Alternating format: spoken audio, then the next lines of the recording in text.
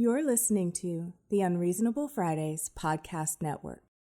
Go ahead, stand up, stand up, stand up. Stand up. Stand up. Stand up. Welcome to another episode of ADD Space. I'm your host, Aaron Rand Freeman, but with me, the actual host of the program, the owner, the CEO, the proprietor, head of payroll, lead therapist, head custodian. What? Win custodian? Yeah, you got the job last week. Congratulations, Elise Bacon. Head custodian is another one of your titles as you climb up the illustrious corporate ladder at Unreasonable Fridays. Our host, Elise Bacon. Bacon, how are you? Congratulations! Yay! Wait, no. I rebuke all of this. What are you talking about? You got the job. Congratulations. No. You did. There's no job. That's know. right. And listen, No. and with that, you get the corresponding pay bump. A whole whopping 5 cents? Oh, let's slow our roll there, champ. Whoa. Let's go crazy. 3. It's Let's 3 go now. crazy. Let's go crazy now. I understand. I know cost of living is getting high, but have you considered maybe laying off the coffee, laying off the Starbucks? Maybe, you know what I mean? Yeah, I don't actually So drink stop with all Starbucks. that. Stop with all that whole. You don't need 3 whole meals a day unless you're going out. You know what I mean? I'm just saying a little bit of personal responsibility would stretch out the extra 2 cents you already get from Unreasonable Fridays. I'm just saying. I don't know if I need to do either of those things. How are you, Big? I am okay. It is officially pumpkin spice season. Oh my god. I have not. Before pumpkin spice season started, I decided that I was gonna make my own pumpkin spice syrup just to test it out. Right. I'm waiting for it to get a little bit cooler, where I'm waiting for my fall stuff to start getting here before I really go in. But now that I've got this fancy espresso machine, and I have this homemade pumpkin spice syrup is not only bacon friendly, but this shit is so fucking delicious. It's so good. So got both. I am going to be as obnoxious as I want to be Rod level pumpkin spice in my life. Can I just have a petition that we just call it sweet potato pie spice instead of pumpkin pie spice? And then everyone will be happy because it doesn't taste like pumpkin. It tastes like pie spice. But everybody gets angry at the pumpkin. Oh, no. I actually put pumpkin in my pumpkin spice syrup. Oh, my God. Right. So it has pumpkin. It's a pumpkin reduction. It's a pumpkin syrup reduction, essentially. So it's pumpkin, it's sugar, it's all of the spices that you put in pie. I'm terrified. With I use coconut milk. I use half coconut milk, half water for it. Mm-hmm. Full fat coconut milk, and then reduce it down to a syrup. Yep, I'm terrified. This shit is flames. It's so fucking good. Now that I know that I can do it, so and my latte art abilities are coming back. Oh, that's amazing. I was just happy that I managed to make a proper chai latte. I was like, yay, this tastes like chai latte deliciousness. I'm going to take my mug and go away. Before we continue with barista talk, the other voice you hear is our guest today, the illustrious business person, Erica Collins. Erica, how are you? Welcome to the program. I am a solid 8.5 out of 10. Successful. Yes. We're doing it. I'm here. That's really high, actually, considering the circumstances. 8.5 is, I I don't was know about if you to realize. say that's way higher than I was expecting. Right. 8.5 out of 10. That's where we are. Because I'm with my favorite people who are amazing. Yes. And so even though I'm tired, my spirit is light. So we'll see how long I hang in here. All right. Okay, back to barista talk. This is important. Barista talk. in 2 of my French press, because I've been doing even though I have an espresso machine, I also have a French press. So sometimes I'm like, today I would like French press coffee with steamed milk.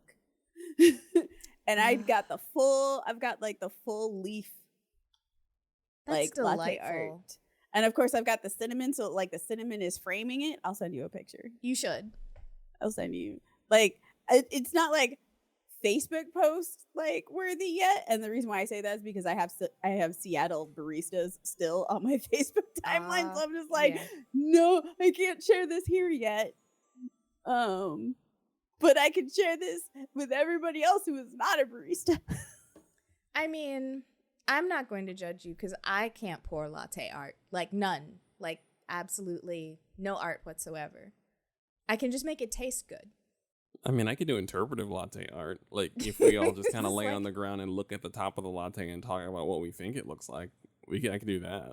Oh, no, that's pretty. Oh no, they clearly look like leaves. They do.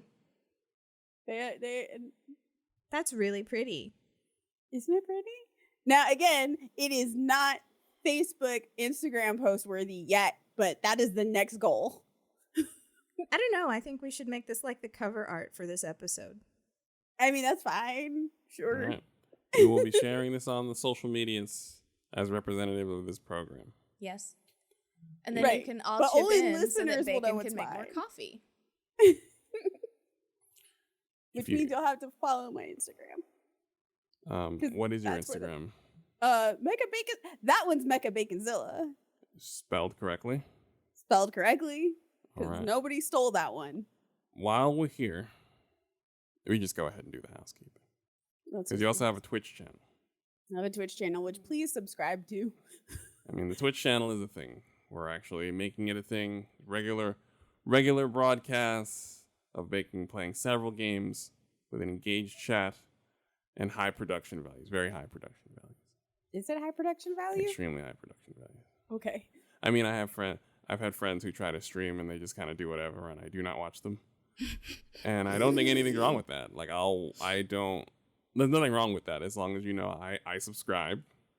You know what I mean? If I know you long enough, I might even, I might get a few free subs. But I'm not going to sit and watch that in my free time. Yeah, production values on your Twitch channel are quite good. I did also just update my Twitch subscription badges, and they're all very cute. They're pixelated pieces of breakfast. Ooh. Like So- pancakes? Pancakes is the I can't remember if that's the 6 or the 9 month one, but I've got Pancakes it. is on there. The base 1 month subscription is bacon. 2 months. Literally 2 strips of bacon. 2 strips of bacon. 2 months is fried egg. 3 months is a waffle with butter, and I assume syrup, dropped in a drop of syrup in every single square. Yes. And 6 months is a frosted Pop-Tart. What flavor is this Pop-Tart? That one's strawberry. Strawberry. It's got frosting on it. Frosted strawberry. At 9 months, you get it looks like it really does look like It's a croissant. it's red though. It's a Like croissant. it's red sauce. It's red though. Like it's got like Not barbecue sauce and like not like from- hot wing sauce in it. Not from my angle. It looks like No, a it's croissant from here. orange. I know it. On my angle, it looks a little more red than a croissant, so it looks like it's got a little spice in it, it- a little kick, It's toasted croissant. which is fine. It's a croissant. If it's Texas, then there's probably brisket in there or something. Right. That's what I mean. There's a little brisket, little hot Almond sauce cur- in it. Almond croissant if it's up here. Delicious. Love marzipan. And for 1 year subscription, you get a full stack of delicious pancakes. With a pat of butter on top. That's right. Pat butter on top. Mhm. I always have a question about the butter on top. What happens if you put like the butter on top never quite makes it across all the pancakes? You're supposed to like swipe it and then lift up the other stacks and swipe it and then leave the pat of butter at the bottom. So I go at the bottom. correct. I do that with this. Okay, I do that. Funny enough, I do that with syrup.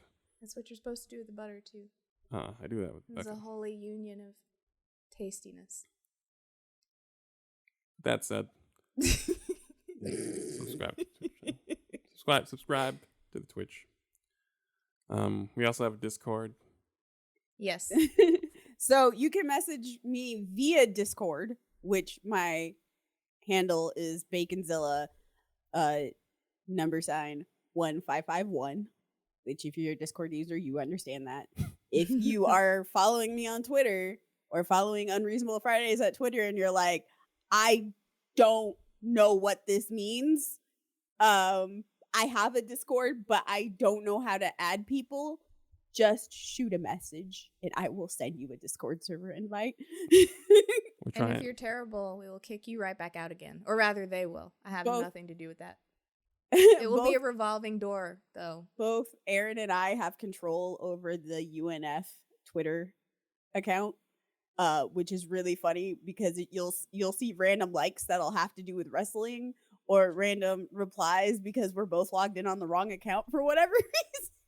I've learned to accept that. That's I engaging. just decided it's fine. It's part of the unreasonable flavor. I think It I would do that really no matter is. how large, no matter what happens here, is I would always want somebody.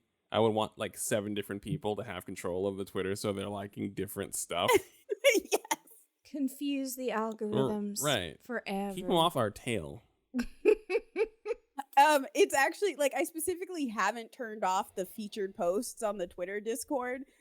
Not Twitter Discord. Why did I say that? On the Twitter profile for the UNF because it's really funny what it considers a featured one. It is all over the place. Like it'll be Destiny, wrestling, or like something bizarre that only has to do with me. Yeah. Or things that you've actually tweeted just in your voice that are just very much you.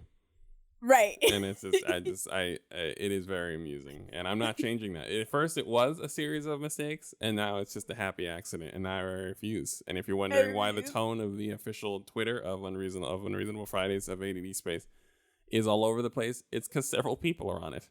It is all over the place. And we have it with our main accounts on our. Yes. I mean, Bacon is head custodian, though, so it's fine. No, I'm It's not. fine. Yeah, you are. Congratulations. Good work. Very nice. Like a pancake custodian or something. Like not a... You mean like sweeps, like cleans with a pancake? No, I mean like all the pancakes go to their custody. Like they take care of the pancakes. They are the keeper of the pancakes. I'm okay with this. See? Like if it means like I don't do anything but collect pancakes and am the great pancake collector. It's That's it's one of the things about being head custodian is whatever you take care of, you can dictate that. I can't argue with you. If you're like, all right, I'm just gonna clean up all the pancakes and then leave at 2 PM, you're the head custodian. What am I supposed to? What can I say to you? I can't argue. You got the job. Congratulations. We're gonna, we'll have to talk about it. Classic maintenance. But in the meantime, until we have our performance review, you just gotta snatch up all the pancakes. I mean, otherwise you're just going to be sitting there like, who left all these pancakes all over the place? Nobody wants that. Right. There you go. All right. Pancakes where? How? All right. So because we have a limited amount of time with Erica, we are here. First thing we're going to talk about is the new game Boyfriend Dungeon, which I'm going to. Who am I handing this off to? You, Bacon? I'm handing this to you, Bacon. Sure. Am I handing Sure. I'll take it. I'll take the hot potato. this- Okay. It's not a hot potato. It's just I realized as I was walking, I approached the It's a cliff luke- because I'm a dude. Lukewarm potato. I'm just a dude. So I'm just like, oh right. half baked mashed potatoes. Like It's just a bag of Lay's potato chips. I just can't get it open. Like I just need somebody else to just literally open it and hand it back to me. So please open it. I can't. I can't. So Boyfriend Dungeon is a newly awaited indie game. Super that- indie. Super indie. They had a Get- Kickstarter that was so long ago that I forgot that I backed it. That Kickstarter was so long ago I couldn't remember if I backed it. I went And and I looked was in my like- emails and I had, and then Aaron found my like username that I won't repeat out here because I don't want people discovering like my fan fiction writing. But my name was actually there in the credits, and I was like, oh, I guess I did actually back this so long ago. It's like we've been waiting a good couple years for this game. Yeah, it's a But couple again, years. this is by a relatively small team. They did Moon Hunters. Moon Hunters. There it is. They did some other like popular kind of well-known indie games.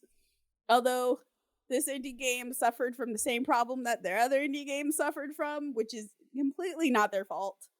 Their games get overhyped, like badly.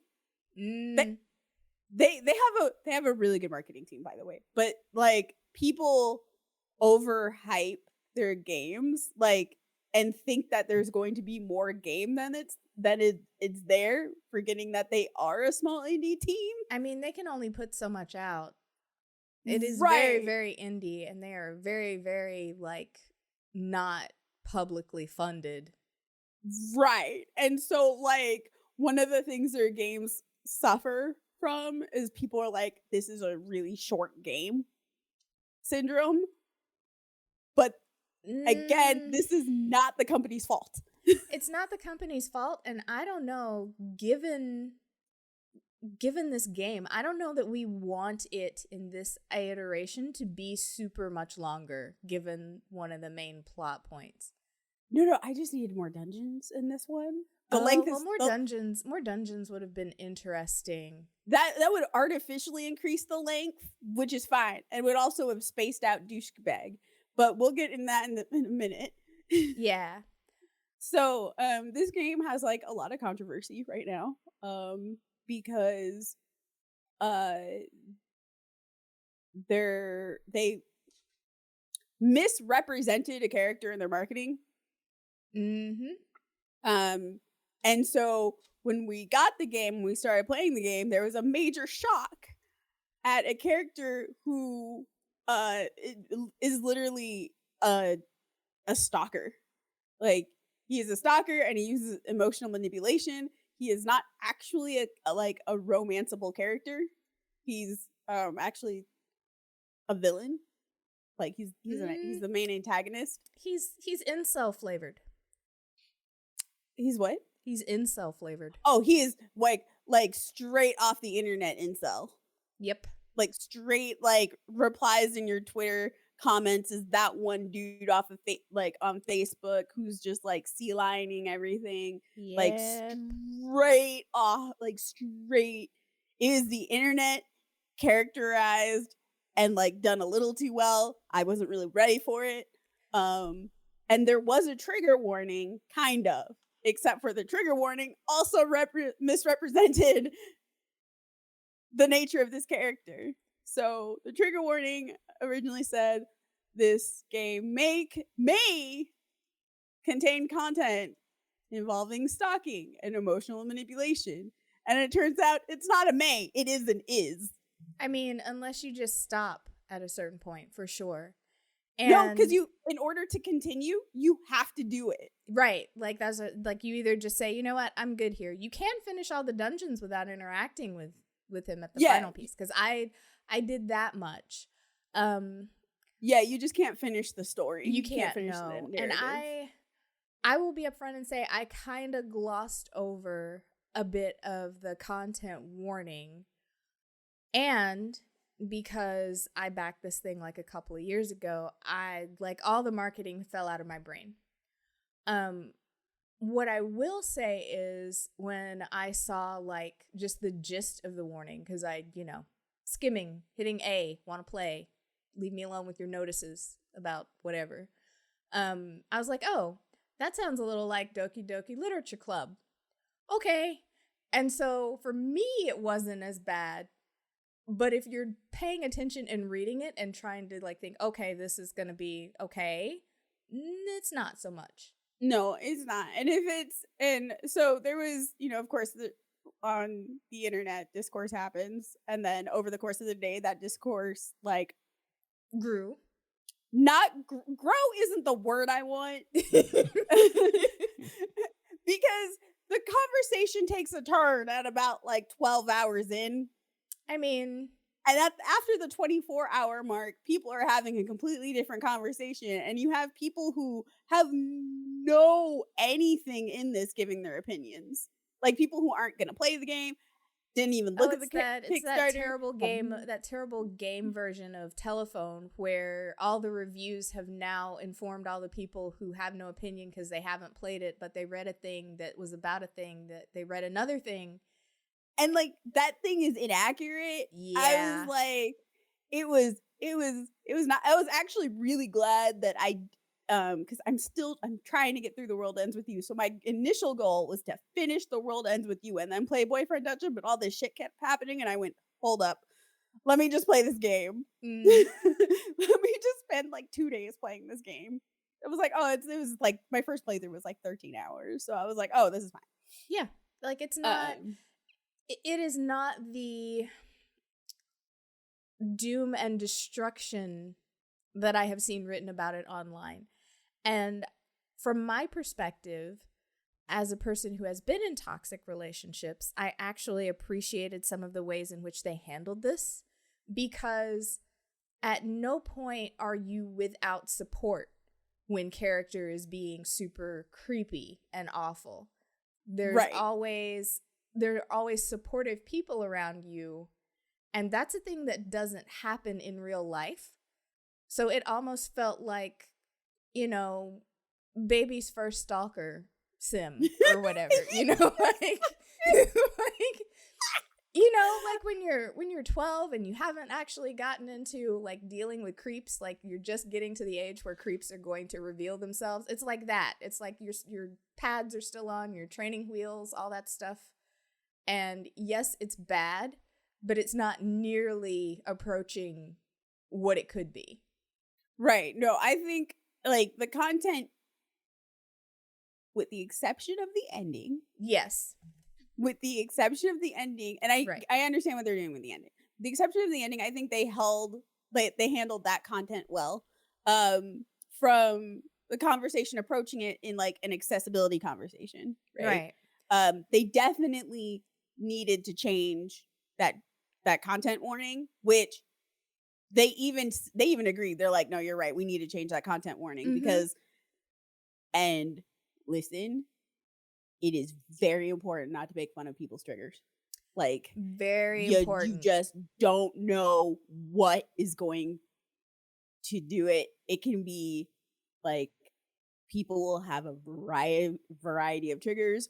Mine is breathing exercises, like anything that focuses on breath. That's mine. Like visual, like of course, like abuse, but that could even be like against children, which can extend into teenage years, and that can even be like that encompass yelling, like an adult yelling at a teenager in an abusive situation, because emotional manipulation, abuse is that sort of thing. So like those are like my triggers, but like I know people whose triggers involve half the shit that this character says and does. Right. He is emotionally manipulative in a way that in real life flies under the radar. He's the kind of person where people will go, oh, he's okay, just give him a chance. And like, no chances for you. And the things he says are things I have heard in real life. Like in real situations and real conversations. Oh, he's very well written. He's very well written. And then terrible. And didn't his voice actor get threats because his character is so terrible that we have now disassociated from reality to say that we don't like the voice actor who is voice acting this terrible human? They sent the person who voice acts this character death threats. And I'm like... But that's not, like, It's a character. Right. And that's a real life person who did not do the things that the character... Yeah. And granted, this isn't something new. This is like a constant thing that happens. It's like really disconcerting.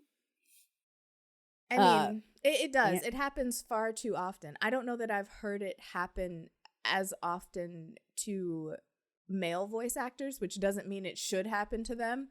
Just the visceral reaction was shocking to me. That I feel like specifically with this person, I watched the Twitter stuff occur over the course of like 48 hours. Mm-hmm. In that sort of like, you just need to kind of watch chaos and destruction happen. It was kind of like watching a car crash. I mean, sometimes Twitter really is just like, oh, the very worst of humanity is here and brought friends who are even worse somehow. Yep. So I was watching that unfold, and there were definitely TERFs in this and in this discussion, and there were definitely people who were just jumping on, one, because it was the thing to do, and two, jumping on because this game is very clearly it is a very queer friendly game. It is, and very accessible. And a thing that stuck out to me that I thought was actually very thoughtfully done was the mom. Oh, mom was great. Right. Also, the creators are varying levels of non-white and queer. So like these things did not escape my notice in the level of hate that they got. Right, like that was the thing. The backlash was so huge, and it's like, come on, y'all, look at this game. This is, well, I mean, and that's part of it. Like, that's part of it too. So like some of the backlash were people who didn't even play the game. Right. Others were because let's attack the marginalized people. And others were like, y'all need, this is not accessible. Like, this is, like, there are accessibility issues with this game. And I also saw a lot of critiques on the Arrow and Ace treatment. And I definitely agree on the aromantic treatment. Because there's really only one aromantic character, and he is a fucking hot mess. Yeah. And that is something, like, if there was like a portrayal of a aromantic character who was not like that, that would have been great. I mean, it was it would have been good if we had had some more options there, for sure. Right. And there are supposed to be 2 other characters that are going to be DLC, so I have no idea what they're going to be like. But you can have. Is it one of the ones that we met already? Yeah. Okay. Yeah. Like. Yeah. It's going to be Jonah and Leah. We haven't met Leah yet. No. But we did see Jonah. And so there's even a little Easter egg that's like, you know, we'll see each other sooner than you think. Right. And I was like, and I actually looked that one up because I'm like, did I miss him? Because I found out I missed like Rowan until the end of the game because I didn't walk up towards the fucking there's no reason mansion. You don't have a reason to walk up there. There's no reason to walk up towards the like mansion. Unless you're just like wandering around like I do. Like I tried to leave the city at first and I'm like, there are like bars here. Is this Silent Hill? Like what's happening? And I've noticed, I feel like they're gonna add more characters and more dungeons as the game goes later on. I hope we get to go to different places. I feel like the game has a lot of expansion opportunities. It does. Like, you know, we could go home. These dungeons are following us around and like following our psyche. We're conquering our internal demons. It's like there's a lot of potential internal demons is what I'm saying. That could follow you across country like an entire trip from coast to coast. But if you look at the map, there's like buildings that kind of stand out that become like interactive because of like quote dates or cutscenes. But they stay separated out. I'm like, those are all going to be dungeons. I hope so.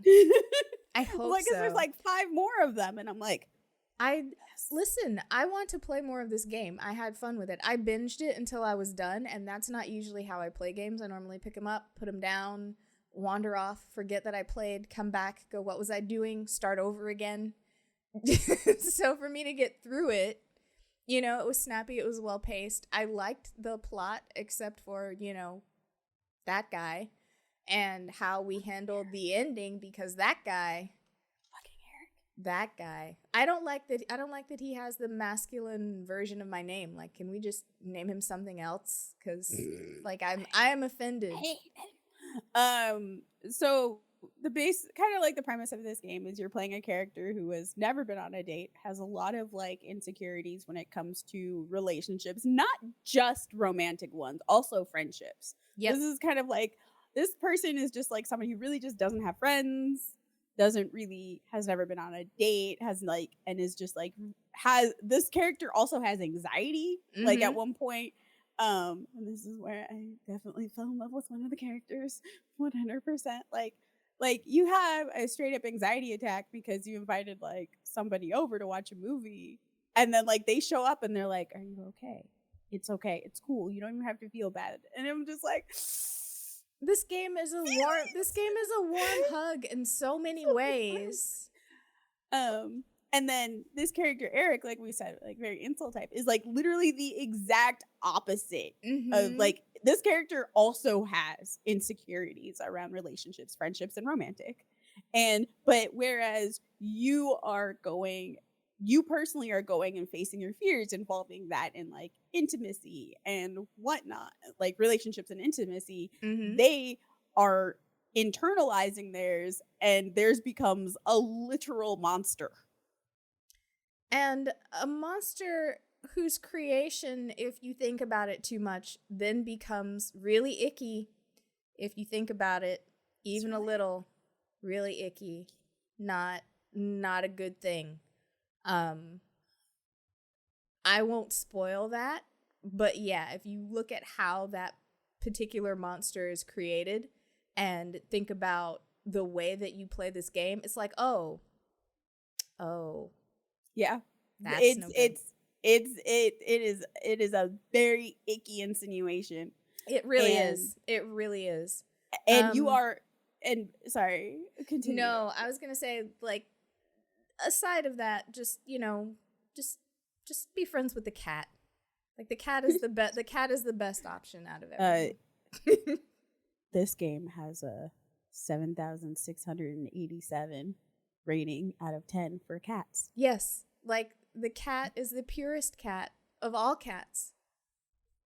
And no one has ever loved me in a video game the way Pocket does. So thank you, Pocket. I love Pocket. Thank you. Pocket is not romanceable. This is pet love. Right. Like, we're literally talking about the purest love of having a pet companion. It's not furry. It's not weirdness. It's so pure. It is very pure. It is the love that a cat owner has with their cat. Also, if they do not bring in Pocket's owner, I am going to be angry. I mean, Pocket's owner should be romanceable. Like, I was kind of like hoping for that. Like, will Pocket just eventually lead me to their co-owner, since, they're just like, oh, I'm going to let Pocket out now since we apparently share a cat. Right. I also love the fact that this is really how cats work. Yes. This is like cats can pick up multiple owners, especially when they leave their house. Yep. It's just like, oh, my cat has another family. Like, that's something that cats it's called do. double catting around. You have a cat, they double cat around. Love it. But one of the things I don't really like how they handled this is, so again, because Eric and his grossness and his insecurities and him, like, they become a literal monster. You have to engage with that monster. You do. You have to. And that's the sort of thing where I'm just like, and you have to engage with him in order to get there. So, like, you can't even, what I wish that because I know you can't, like, change that, but I wish they could have, like, used your cousin, because your cousin introduces you to people in the game. Mm-hmm. I wish they could have used that instead of, like, just blocking his texts, because I wish you could have, like, had the option of blocking his text messages after a while, but then use your cousin as a proxy. I mean, that would have been fine in a way to get this point forward. I don't know. But there's no way around engaging him. I wouldn't want to subject my cousin to that. Like, the first hint that you have that Eric is not, like, a great guy is him, like, telling you your cousin's a loser. Right. Well, and he knows your cousin introduces you to him because he used to be a friend of was a friend of your cousin. Right. And so So it's like your cousin's even taking him back like the fuck? Right. So it's like, I don't know that in real life, I would not have my cousin talking to somebody who had said that they were a loser. Also in real life, I would have been like, and I'm losing your number now, along with several things that would need to be bleeped out in order for me to keep my corporate position.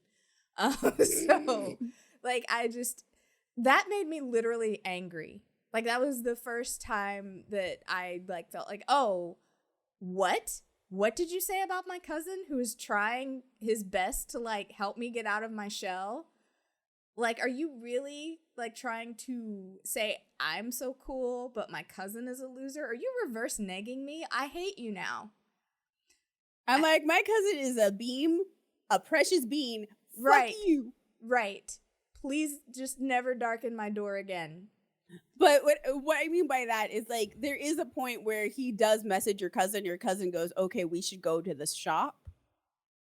There is and that part. your Yeah. cousin does relay that information to you. He's like, "I talked to Eric. We should go over here."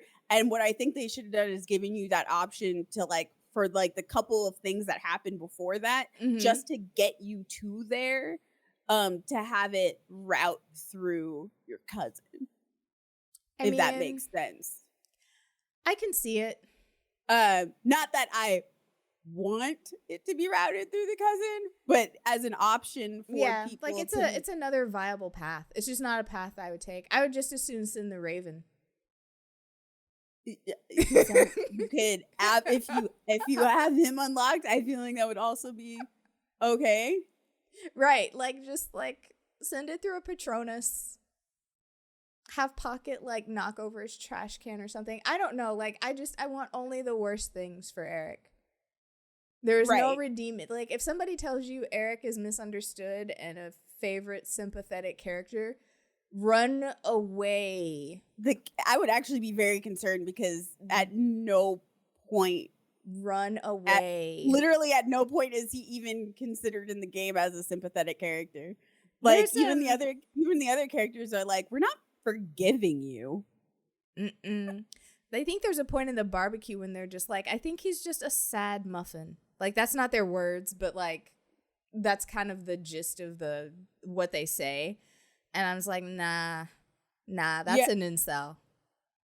Right. And so like it's kind of almost like prefaced like almost in a way of like some people are talking about like you redeem him. I don't think he's ever I never got that from that. I've played through it twice now. I don't think that he's redeemable. I think he was saying what he needed to say to be able to leave the situation.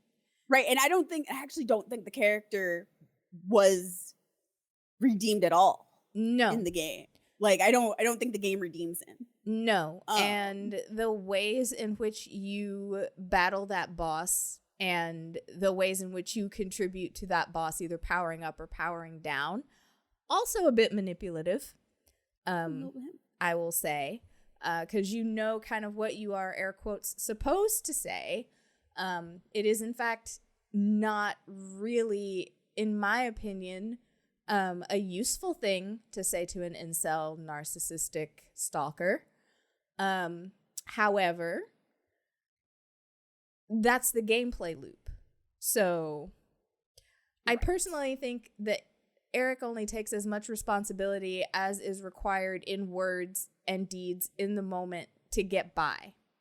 And I don't think anything that he says to you is trustworthy or believable if we are to accept the fact that this monster that he has created is a reflection of his deepest, darkest desires and, you know, basically his internal self.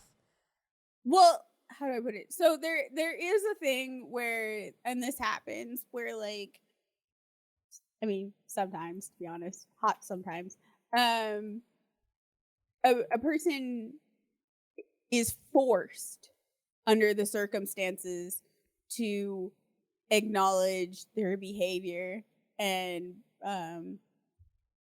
like kind of become responsible for their actions. And Eric was put in that spot where there was no other option. He had to reconcile with what he had done and was and like saw the after effects of it and was horrified. I don't know if you watched this documentary or heard of it, but like for whatever, like my brain immediately went to it. The original owner of 4chan, after he watched like the after effects of what happened and when it affected his life, and he could no longer like blame it on anybody but anybody else. Mm-hmm. There was that definite moment of like real understanding. And if you watch the documentary, you will know exactly what I'm talking about. Feel like the character Eric had that in there. But like you don't have to forgive your abusers. You don't. You really don't. And I have have to not forgive seen them. that documentary. And in thinking about some people that I know that have Eric-like tendencies, I'm like, you are saying and doing the things that you know you have to say and do, because otherwise you're going to jail. And that is my take on Eric. Eric is trying to stay out of jail, and therefore whatever he says isn't trustworthy, and narcissists do not improve via therapy unless it's very specialized therapy that they have to voluntarily go into. Yes. Like, so, like the thing with narcissists is narcissists have to realize that what they're doing has not just severe consequences, but like the level at which it affects people. And the only way it works is if they voluntarily go in themselves. right. And I feel like Eric was more voluntold. He was definitely in the voluntold. I also think at least for one moment he recognized how badly he fucked up. Do I think that that's gonna stay anywhere? Probably not. I really don't think that sticks. Based on his actions throughout the game, I have no faith in Eric's ability to redeem himself. Feel free to prove me wrong, game, in expansions. Show us with Eric redeeming himself over several years. I was about to say, I don't actually want to see him anymore, but if you do, fine. Listen, like, feel free to prove me wrong is the thing. Like, I wouldn't want to interact with him, but put that in the game for the people who do. And just be like, he'd be like, if I want it to be where if he's still owning the store, he goes, 1 second, let me get somebody else to help you. I mean, that would be fair. I don't think he should be allowed to have the shop, honestly. I mean, he owns it, though, so. I mean, it should be taken away from him. Because at the end, what he said about that monster and his hopes for that monster, and then correcting it to, say, fear, when what he meant was hope. Oh, yeah. There's actually several different conversation paths on that one. Mm-hmm. It gets wild. Like, I just, I don't trust him. Feel free to, like, have him about the neighborhood in an orange jumpsuit performing community service where I don't have to interact with him, just like a pixel somewhere shoveling trash in a corner. Or like, even just like, so this is what happened to Eric. This is who runs the shop now. I mean, any of that. But I don't think that he, to this point, has made a believable case of having redeemed himself or even being redeemable. Oh, no. All of that to say, if you are triggered by people being very emotionally manipulative and twisting your words around and generally being just... Or stalking. Right, or stalking. The stalking happens immediately. The stalking, and it is creepy. It is, I'm not gonna lie, it's that version of stalking that non-men will recognize where men feel a little dangerous if you were to put up a boundary and tell them where to go and how to get there. It's that kind of... That nigga's leaving shit outside of your house and you're like, I never told you my address. Right. And the fact that this person does this after you've already told them to go away, potentially, Yeah, I think he was doing it even after you told him to go away. I mean, like, your boundaries are not safe in this game. We'll put it that way. Your boundaries are not safe. You have very supportive people during your, like, you know, very low-key stalker experience compared to the things that happen real world, but it still does not feel good. It does not feel good. It really doesn't. They did a very good job of it not feeling good. Right. Everything else is great. I mean, the game is a warm hug on a lot of levels. It really is on a lot of levels. Sawyer, bless their heart. They got friend zoned so fast. I mean, like, they are a baby. They are a baby. They are a child. They are a baby, and they don't know how to do anything or take care of themselves. Like they are definitely just a platonic situation. I don't understand how anyone, and no judgment, but for me, I don't understand how I would anyone, say age. I don't understand though, even at any age, and this comes from like experience. I don't understand how you have romantic feelings for someone who is an unmitigated disaster in so many ways at all times. I understand how you can love them, but like treating them like an equal partnership where your partner is like randomly exploding in ways that don't make sense at all. Please. Like that person is, Sawyer is a baby. They need to eat 3 square meals a day.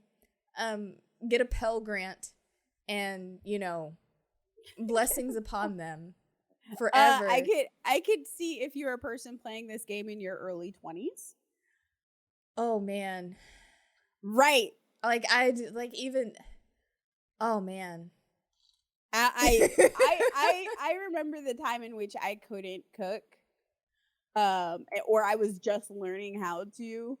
Like I remember the age where like a Sawyer like person would have been fine. I mean, for me that age was like 14. But like me not being able to cook and kind of flailing was 14, and maybe that's it. Like I have Sawyer pegged as super young. Like maybe they are 18. Maybe if you squint and tilt your head to the side, but they are absolutely 18. But please just like let me help you fill out your FAFSA. and like put some money on your Instacart account or something, because I mean they're a precious dewdrop of a child. I can't help it there. That is struggle love right there. Like that is struggle love. You are struggling together. Both of you. I have definitely been in struggle love relationships. So like this is an all ages game. Yeah. And Sawyer is somebody's love, and Sawyer is basically my protege. That is I'm just like there are no romantic feelings here ever. No, like they really are. You are a baby. They are a super baby. Super baby. 7 is my favorite. 7 is very sweet. Love him very much. 7's great. I'm just like, you are really great for my brain right now.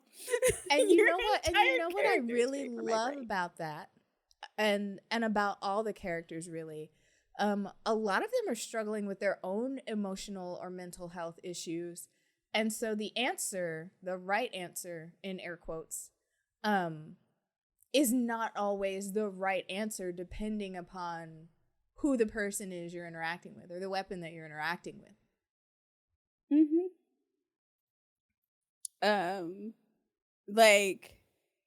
Like 7 specifically is just like 7 has severe depression and he's going through therapy, and he's just like, I cannot rush a relationship even though I really like you. Yep. Like, I can't rush it. But that doesn't mean you don't have like that doesn't mean you don't have like a relationship with him. You have a very like good relationship with him. Oh, it really is. Like all the relationships are good. I'm not even gonna say it's not even a romantic relation. I'm not even gonna say that it's like a sans romantic. It's just definitely one of those like he has to take it slow because of his depression. I thought it was very romantic, but I'm also a person who finds romance in the mundane. It's very important. Right. Like in my day-to-day reality and life, I appreciate those moments where it's just comfortable and quiet and nobody has to be on. And that to me is very romantic, and Seven really kind of embodies that level of comfort. It's good. It's good stuff. All of the stories are good stories with the weapons, though some of them are a bit more fantastical than others. Like, I say good, not like good in terms of this story made me feel warm and fuzzy. I feel like all of them have a certain level of, or a facet of a relationship that is very true. Like, I've seen facets of all of those relationships in relationships that I've been in, including the one that is really, you're a what now? What? Sunder is a mess. Sunder is a mess, but I have dated Sunder. I've dated Sunder as well. Sunder is I've dated Sunder. Sunder is a mess. And the thing that made Sunder great is that he was all bravado and made no attempt to be anything other than bravado and, you know, like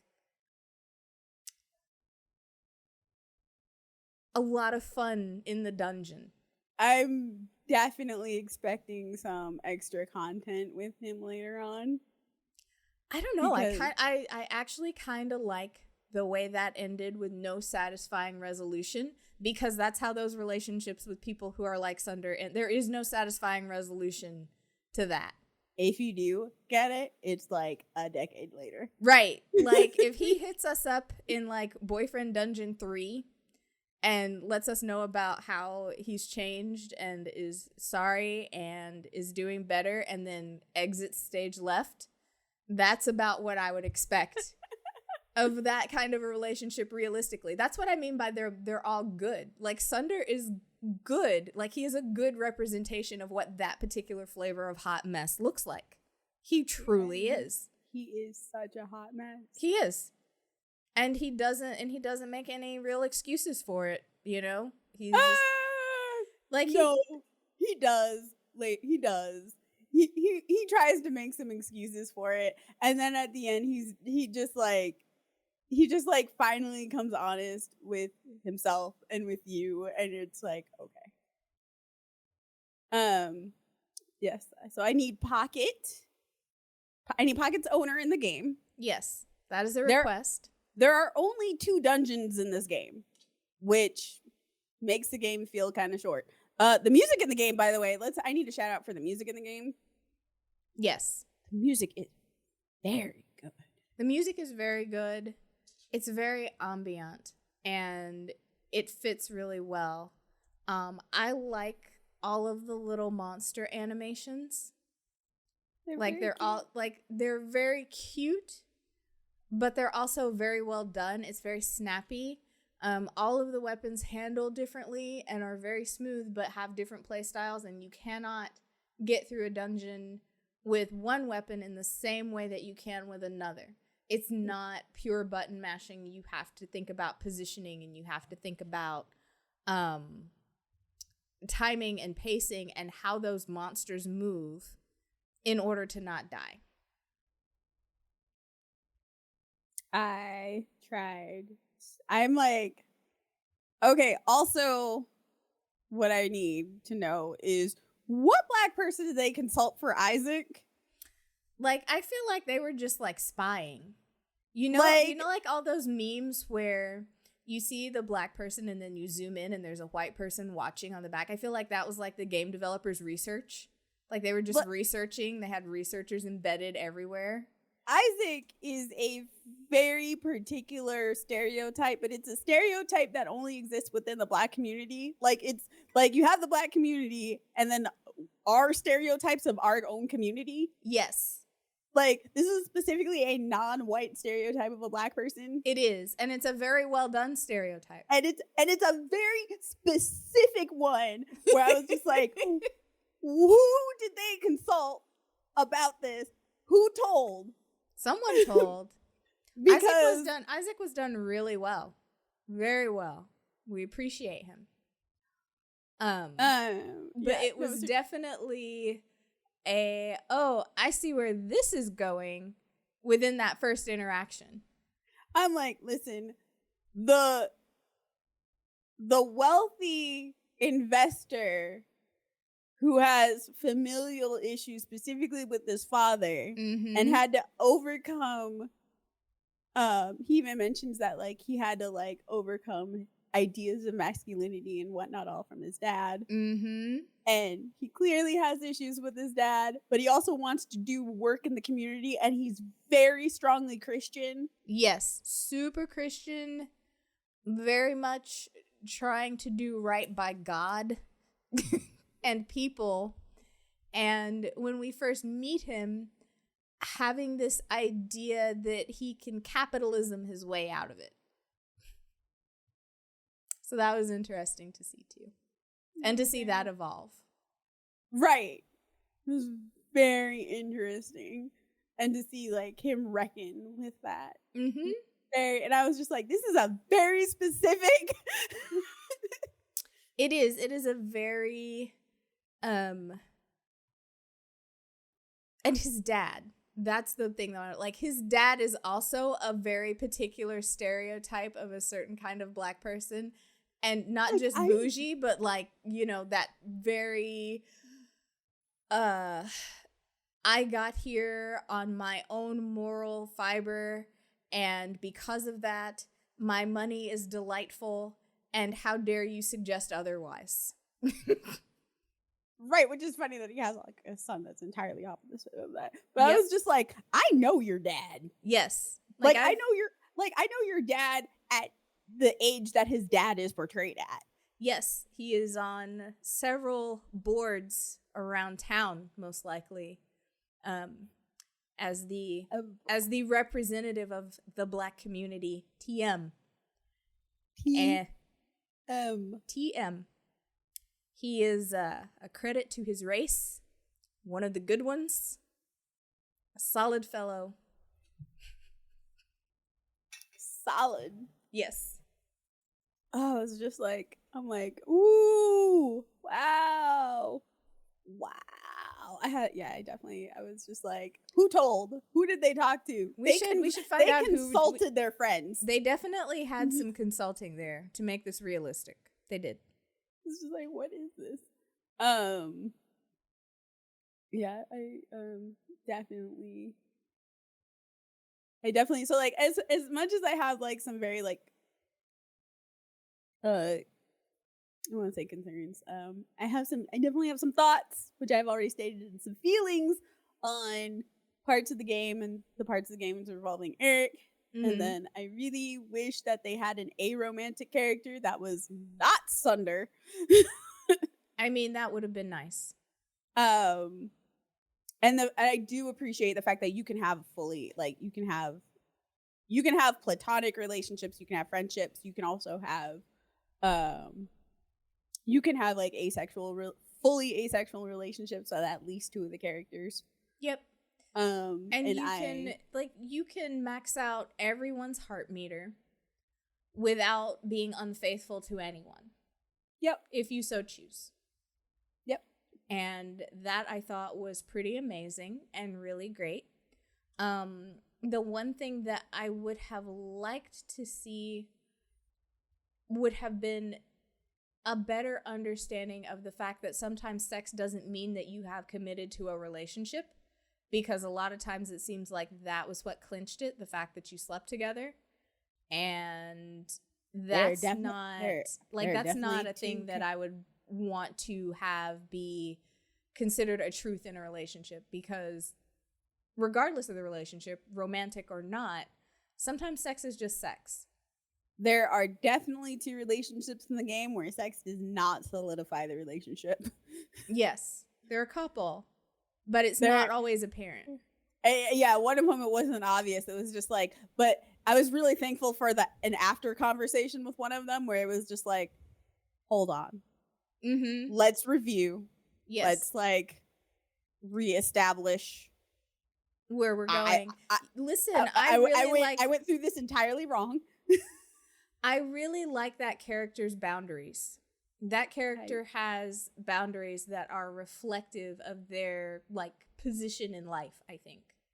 And you have the opportunity to violate those boundaries if you so choose, even after being informed that that is their boundary and you should not cross it. And it does not go well. Oh, I didn't choose that because I was looking at that like, oh no, that's not what we do here. I had a wrong button. I had a wrong button press. And I was like, no. Oh, I am sure because that character like very much immediately was like, this is my boundary. Hi. I had a wrong button press, and I shit you not, I definitely reloaded the game and was very thankful for where the autosaves are at. Yeah, like that's good because it's seriously a thing. The full force of my secondhand embarrassment came through, punched me in the face, and I immediately restarted the game. I couldn't even finish reading the text. I was like, no. Yeah, like it's not. It was not. Listen, that boundary was so clearly articulated that if you violated it, I feel like the game should just close. Like I feel like the game shouldn't allow you to progress.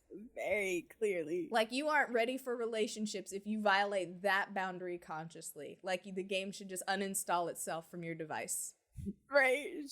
Like that character specifically was just like. Right. Like that character specifically should let you know that they are in fact uninstalling it from your device because you're not ready. Like that character should break the fourth wall and be like, okay, clearly you're not ready.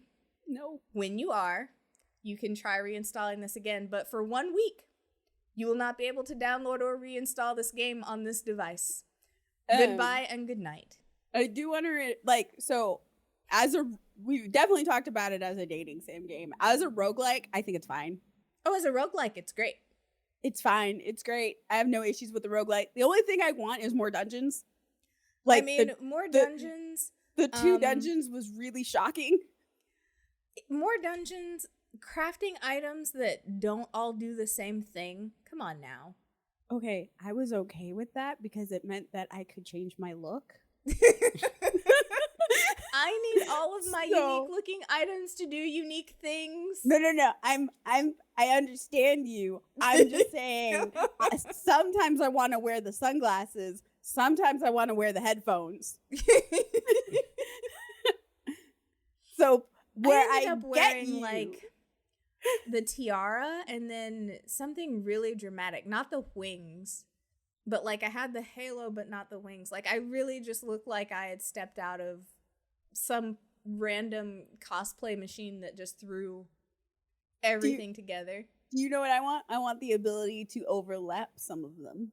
Oh, that would be interesting for sure. So like I'm wearing headphones and glasses. I mean, that would be cute. I would have kept Isaac's flower in my hair the whole time. The entire time. He is such a gentleman. Precious. He is such a gentleman who will kiss your hand and walk you home and talk to your mother about her financial investments to make sure that she's prepared for retirement properly. Listen, Isaac cares. He wants to make sure that your mom has an annuity that will keep her safe and secure in her home. And he will mean every word. He will mean every word. He is just so earnest about this. He cares about, like all of those things for you. He wants to make sure that your credit score is the best it can possibly be. He wants to make sure that all weapons have financial stability. Yes, and that there's a union so that they are not, taken advantage of by like the military-industrial complex or anything like that. He's very passionate about his causes, and he's going to take care of you for the rest of your life. Isaac is going to take care of you for the rest of your life, and he's not going to do it in a paternalistic way. He approves of your dreams. He is supportive of your endeavors outside the home. Whatever those may be, support those endeavors. Right. He is willing to be a patron of the arts if you draw. He is going to show up at your movie premieres if you do indie films. He's going to like buy a radio station so that you aren't stuck on SoundCloud with your rap career. Isaac cares. I'm gonna need my man. I'm gonna need this man. Listen, to, Isaac cares. Like I'm not even picking. No. Like Isaac cares. I just need in the him way to be that more Russell acceptable. Williams cares about Ciara. Isaac cares, y'all. He cares so much. So I'm gonna much. need him to care just a little bit about video games. Just a little bit about video games. He cares. He wants to be sure.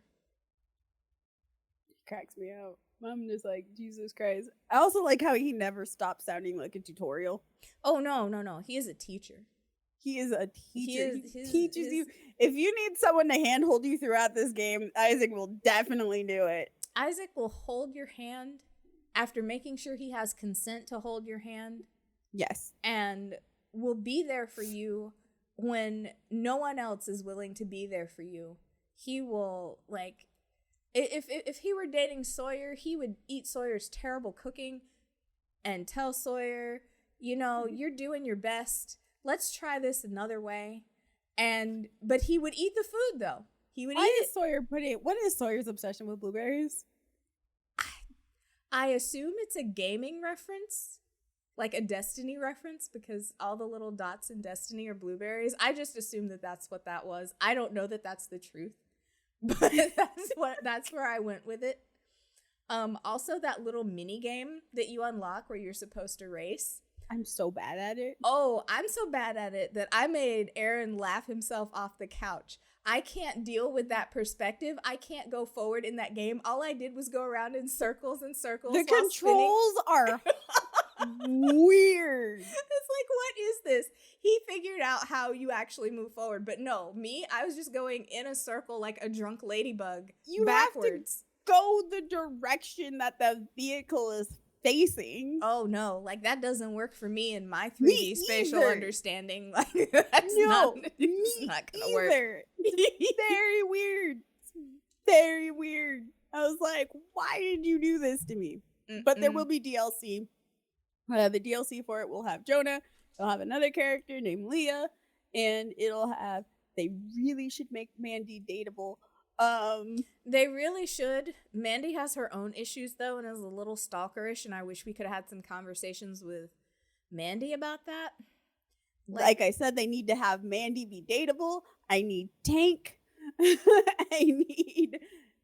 And like I said, I need more dungeons. Yeah. Other than that, the game's fine. It's fine. I mean, overall though, I would tell someone, understanding that there is that stalker component that you cannot get rid of. You cannot. You cannot get rid of it. If that's not going to hit your triggers in a way that is damaging to you, I 100% say yes, play this game. It is a fun little romp. It's not long. You can get through it in a weekend or just one super long play session if you hyper focus. That was me. Yeah. So, you know, like it's completely playable. The dungeons are fun. The dialogue is often quite amusing. And yeah, like all of the characters are good representations of who they are. And Pocket is the best out of all of them. Forever. Pocket is adorable and delightful and an absolute bean. Listen, I took Pocket to the end of the game for that end game encounter. like no, I'm not going to subject another human to this. Pocket and I are going to mess them up. We're going to do it. Pocket and I. And that was my first playthrough. And then my second playthrough, I took Isaac because Isaac will in fact hold your hand forever. I took 7 because that nigga nearly punched that dude's lights out. The only person I can't recommend taking would be Sawyer because Sawyer is such a mess. Don't take that baby there. I would not take that baby Don't anywhere. do that. That baby shouldn't even be in a dungeon, honestly. I don't know why that baby was in a dungeon. That which baby again should not makes be in me- a dungeon. That baby makes tried to me talk to a pool cue and is so so awkward. And I just don't think that that baby should be in a dungeon at all. That makes me. It made me so angry at Eric when I found that out. So angry at Eric. Mm-hmm. I was like, "You violating bastard." Oh yeah. But yeah, so if stalking and emotional manipulation are triggers for you, and you can handle that kind of discomfort because it is really uncomfortable. I mean, that part is so well done that you will be uncomfortable. It is very uncomfortable. Some people were calling it super tame, and I'm like, I don't think that's tame. I don't think it's tame. Like, if you want to compare it to Doki Doki Literature Club, sure, but consider what you're Okay, comparing Doki Doki to. Literature Club is a thing of its own. Right, but that's extreme. That is This is not tame, but it's not to the extent. If you've ever played that, Doki. right? If you've ever played that, and I love that game, and they just updated it, by the way, so I'm going to be playing it again. But it is not to that extreme. That being said, this is so well done and so realistic that you will feel the discomfort in playing Boyfriend Dungeon and going through this, because you are in a position where you just can't avoid having your boundaries violated, and that always feels You know? icky. Feels icky. But like I said, like the good part about that is like you are full. Like there are supportive people around There you. are which super supportive doesn't people. happen in real life. No, it does not. Like I said, this is like baby's first stalker sim. You know, Baby's first stalkers. it's true. Jesus Christ. And I mean, I laugh, but it is that No, situation you're is not so wrong. prevalent You are that not you should wrong. sit your 12-year-old down and go, this is how creeps are gonna act. And this is how good friends would act if this person is being creepy. And if your friends aren't being supportive in this way, baby, they are not your friends. That's what I mean by baby's first stalker sim. Like you could really sit your child down and say, this is it, honey. A very tame, mild version of what it is. These are how you establish boundaries. Yes, but that is if you really are like an awkward 12-year-old and you don't really know how you would make friends or how to have good emotional, empathetic conversations, this is also a good game for you. Because it teaches you how to have a real nuanced conversation about boundaries and about how you feel and then listening to how other people feel. So, you know, if you're super awkward, and again, if these triggers don't affect you, it's a good thing. Dynamite says, no, you have to feed me. I know my cat refuses to let me pet her right now. She is not acknowledging you. She is like, I am on an affection strike until I get food and recompense. I'm not feeding her. She's got, how much time do we have now? She has 50 minutes. Oh my gosh. Mhm. What is time anyway? I mean, what is time anyway when you think about it, Bacon? Like, what is it? Maybe you should tell Dynamite that you're not broadcasting. Like, I feel like she's trying to make a public plea for help, but it's just two people here. Like, maybe she thinks you're like We're on not the live streaming. We're not live streaming, and she's just trying to appeal to 400 No, when I'm people. live streaming, she's actually right back here because she doesn't like cameras. So when I'm live streaming, she's behind my chair, but just like a centimeter outside of arm's reach. Or she'll jump up on the cat tree that I have next to my computer, and she'll just like stare at me. Listen. And continue to stare at me. And then sometimes she'll start reaching out towards my knee like, excuse me. I know you're live right now. However. Have you fed the cat? Like, have you considered feeding the cat? I feel like we should just advocate for Dynamite, who is clearly wasting away after having not been fed for several hours. She got Several fed. hours. She got fed 4 hours and no, less than that. She got fed. How does math work? She's writing the second installment. 3 hours and 48 minutes ago. She's writing the second installment of that unfeeded biography that's around the internet for cats that talk about how they haven't been you fed. know, she's actually making it so that like I'm getting better at basic math. And she should be compensated with food. She will get compensated for food in 48 minutes. And she does know time. She actually knows time very well. She's just like waiting out in front of the GameStop, just in like a lawn chair. She knows that it's not open, but she's got nothing better to do, so she's just gonna wait for the food to open up. I get it.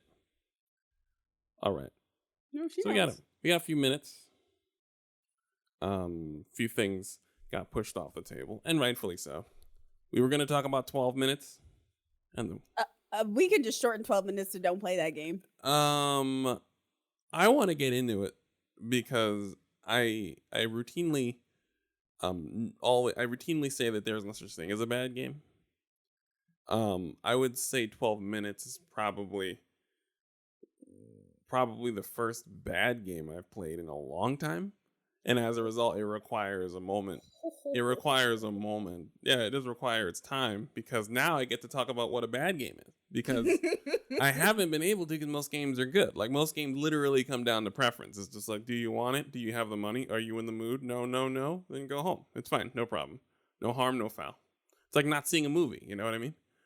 And, but it was bad.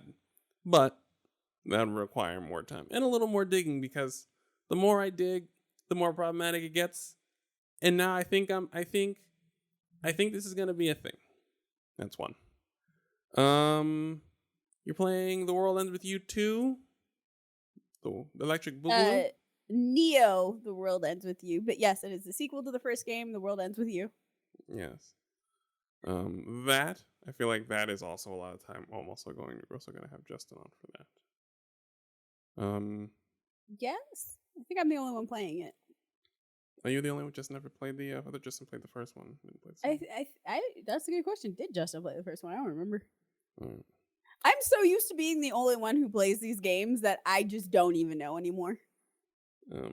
Like, the new Tales game is going to be coming out, and I'm definitely going to be playing that one. But, like, I've historically played a lot of Tales games. Well, that game is real strong. They released a demo about 2 weeks ago. That's a very, very strong game. I pre-ordered that game, so we'll be playing it together. All right, there we go. Dual JRPG review here. Although it sounds like that one is going to be one of the few games that doesn't have couch co-op, which will suck. But it's fine. I'll be playing it on PC anyway. All right. There's also the announcement of that they will be playing the Martin Luther King. They will be playing the "I Have a Dream" speech live in Fortnite. So, from my understanding, is that it's set up like a museum walkthrough. Right. But like, I don't know Fortnite. I'm not like I'm throwing my age card. Yeah, I think that as social commentators, it's important to understand our own blind spots. And I don't know shit about Fortnite. the one of the largest blind spots in this program is Fortnite. All I see are like splashbacks from things that happen in Fortnite. I read news articles. So what I might have to do is I might have to import one of my students. One age is 15, 18, 20. I have to import two of them because I know two of them play Fortnite to chime in on on how successful what? You just record what they have to say. Yes, I'm just going to record what they have to say because I'm curious, but it's a blind spot. Bacon's like, this is weird, and wringing their hands and walking out of the room. I'm not even wringing my hands. I'm just like, okay. Right. I'm excited for the shit show that will be Fortnite standing up for racial justice. That can only end well. It's an anxiety attack of a game. I don't understand how we bring this level of nuance to something that is like be shot at, but then like build the Staples Arena to defend yourself. Right. Like, I don't. Build how did we yourself get a here? sniper tower. Right, like how did we get here? My favorite thing about Fortnite was that it was a tower defense game. It was originally a tower defense game. It took several years to develop, and then when it came out, everyone was like, "This is just a fucking tower defense game. What the whole fuck?" and laughed. And then they brought out Battle Royale mode that became Fortnite as we understand it. And then it introduced us to, and then it, there was the Travis Scott thing, there's the Ariana Grande concert. I mean, there's a precedent here, but going as an older gamer, the sentence "if it worked for Travis Scott, it can work for Martin Luther King" is a concerning one Oh dear. and an intriguing one. Oh dear. And I'm willing to see how this goes. I refuse to pass judgment. We have no judgment.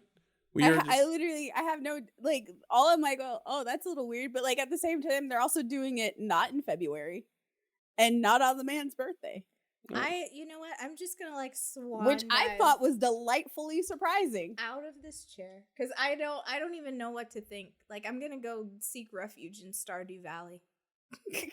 Like It's a very comforting. it is the comforting best game. And if you build a Martin Luther King Jr. monument there, it would make more sense than Fortnite. Listen, I don't know. Like, we've had full concerts in there, and like Aaron said, we had there was a Travis Scott museum that they built inside of it. Like, It's just built- a strange they- place. they built a full walk-through museum for Martin Luther King and segregation. It's impressive. I saw some screenshots and I was like, and there's like text next to like describing segregation in the bathrooms, and I'm like, this is a museum. Is this their way of trying to inform the children and get around critical race theory, you think? Like, are all the games just going to have hidden, like, critical race theory Easter No. eggs? Like, I don't know. This right. is, like, That's the thing. It's like it's like, I am 20 years too old for this game.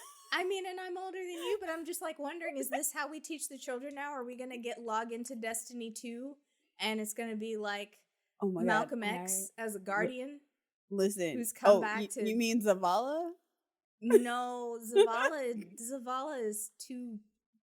he's softened since you stopped playing significantly. Yeah, Zavala is... No, I know. He's I was being shade. That was just all shade. Like, Zavala wishes he was Malcolm X. he was. Nigga, he nigga, was. It was. Nigga, what I just said was all shade. He was. Listen, my man was getting after it back in the day. It's just that, again, that's a long discussion about Zavala and it. Yes, poor guy. That's what we're gonna. Zavala's a mess. Remember Superman when Superman came on hard times and grew a beard and had an alcohol problem? It's Wait, very you mean much Thor. no Superman. I think Superman. in the third Superman movie he had, was it the third or the second Superman movie? Oh, I don't remember. In one of the Superman movies, he came on hard times and literally stopped wanting to be Superman and was like super hobo. Yeah. And he had a drinking problem He had and a a drinking- beard, and he's just stumbling around. Isn't that the one where the scientists like put tar in the kryptonite thing or something? I think that was it Richard? That was the one Richard Richard Pryor Pryor was in. That's Yeah. the third one. Yeah. That was the third one. Okay, So, yeah. yes. So he was hobo Superman for a while. Right. So Zavala's in that boat. He's approaching Hobo Zavala, Hobo Vanguard commander, and like I said, that's a whole other discussion. The new season of Destiny started on Tuesday. We'll get around to that at some point, but needs more time to cook. Right now, it's still hot in the oven, and yeah, I don't think there is. Oh yeah, and I'm trying to figure out how to tell people to actually spend money on a video game. Because I actually like Aliens Fireteam Elite quite a bit, but it costs real money. The most Game Pass compatible game in human history. A squad-based horde mode alien shooter of considerable quality would be great for Game Pass. It is in fact real US dollars. 40 fucking US dollars. So now I gotta concoct the proper case to suggest that Americans part with their hard-earned gift cards and rewards points to play this game where you shoot aliens. It is in fact the best aliens game ever made. I mean, they might put it on Game Pass in like another 3-4 weeks. Like, let it cook. Because the last thing you want is to convince people to spend money and then like it appears for free. Well, here's the deal. I mean, with a game like this, Okay, you know what? You know what though? I am a person who will know that if a game is free, but I will still purchase it. So like Boyfriend Right. Dungeon, purchased, even though I could get it on Game Pass. right? Knew I could get it for free. I am a person who will absolutely spend money on a game that I can get for free just so I can support the developers. Also, if I know a game is leaving Game Pass, I will buy it on sale. Like I Right. know, like Boyfriend Dungeon not gonna be on Game Pass forever. Same thing with like Octopath Traveler, for example. Right.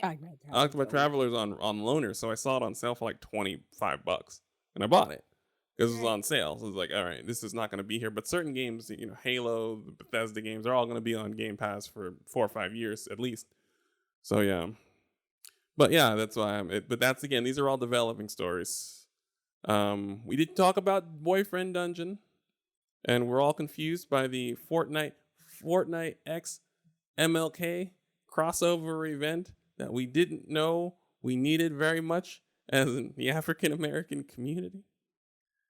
And yeah, I think that about covers everything. I think we did it. Guys. Is there anything else? Sorry, I just found Nina Perez's post. Well, we can't talk about the internet on the radio. It's okay. I was like, Nina Perez on a fourth account. Friend Listen. requested me. Yes. And I'm like, oh, and then immediately, of course, because Facebook is messy, Facebook immediately sent me to the I can explain. Right. So now I like I have nothing. I have nothing left. All right. Erica. I've been sent.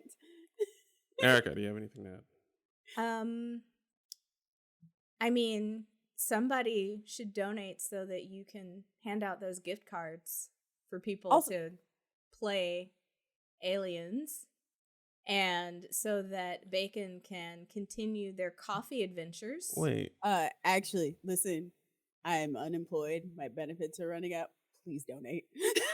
Definitely donate. We need more latte art and less worrying about rent. Please. Also, I've got this one taken care of. So let me email those developers, see if I can get some free digital codes for goddamn Alien Look, Fireteam please. Elite. Actually, you got a Know point. those developers. Right. Let's talk to people. You know what? I'm about to put boots to the ground. I'm about to start talking to people electronically with my mask on in the house. Right. Social distance networking. Yes, I'm just gonna go ahead and practice. I'm just gonna go ahead and keep the same energy and just have Zoom calls with a welding mask on. And that's our program for everybody. That's it. All right, folks. Thank you guys for listening. We'll be back next week, and have a blessed day.